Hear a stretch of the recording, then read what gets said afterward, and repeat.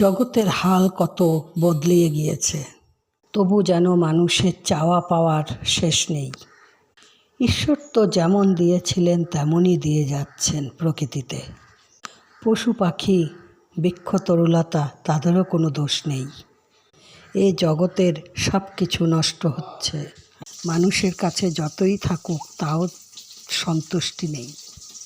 যতটুকু প্রয়োজন ততটুকু নিজের কাজে লাগিয়ে যদি মানুষ ভাবেন প্রতিদিন যারা অসহায় তাদের ঘরের আহারের জন্য কিছু দান করি, যতটুকু যার সাধ্য।